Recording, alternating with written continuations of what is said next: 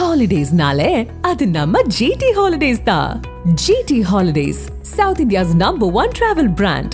You know you are special when you're with GT Holidays. Trichy Nathar Shah பள்ளிவாசலின் முன்னாள் தர்கா அறங்காவலர் முகமது கௌஷ் பதவிக்காலம் முடிந்தும் அதிகாரத்தை பயன்படுத்துவதாக கூறி அவர் மீது நடவடிக்கை எடுக்க வக்பு வாரியத்திற்கு பள்ளிவாசல் ஜமாத்தார்கள் புகார் மனு அளித்துள்ளனர்.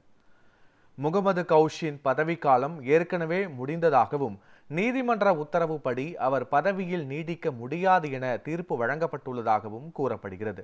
எனினும் அவர் பள்ளிவாசல் அலுவலகத்தில் தொடர்ந்து அதிகாரம் மேற்கொள்கிறார் என ஜமாத்தார் புகார் தெரிவித்தனர்.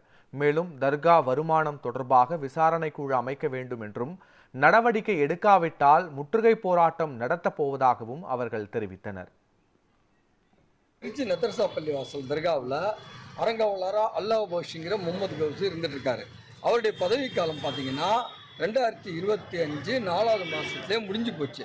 ஆனால் மேற்கொண்டு அவர் இருந்துட்டு இருக்காரு. இப்போ சமீபத்தில் வக்ஃப் போர்ட்லேருந்து 3 புதிய அரங்காவலரை நியமனம் பண்ணாங்க. அவங்க நியமனம் பண்ணதை எய்த்து அவர் ஸ்டே வாங்கினார் ஹைகோர்ட்டில் போய்.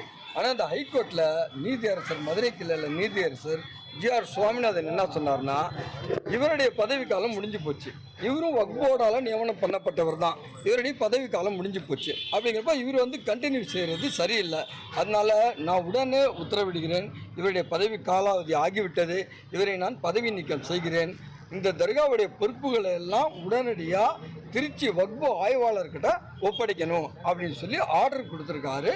10ஆம் தேதியில் 10/9/2025 தேதியில் ஆர்டர் கொடுத்துருக்காரு. ஆனால் அந்த ஆர்டரை மீறி இவர் அல்லாஹ் பக்ஷிங்கிறவர் தர்காவில் டெய்லி ஆஃபீஸில் உட்காந்துக்கிட்டு எந்த ஆர்டரும் எனக்கு ஒன்றும் பண்ண முடியாது, நான் இப்படி தான் உட்காருவேன் அப்படின்னு சொல்லிட்டு உட்காந்துருக்காரு கடந்த 14 நாட்களாக. நாங்களும் பல முறை சொல்லி பார்த்தோம், ஆர்டர் ஒபே பண்ணுங்கன்னு கேட்குற மாதிரி இல்லை. ஆனால் இப்போ என்ன அப்படின்னா, நம்ம வக்ஃப் ஆஃபீஸ்க்கு திருச்சி சரக ஆஃபீஸ்க்கு சூப்பரன் கிட்ட மனுவை கொடுத்தோம்.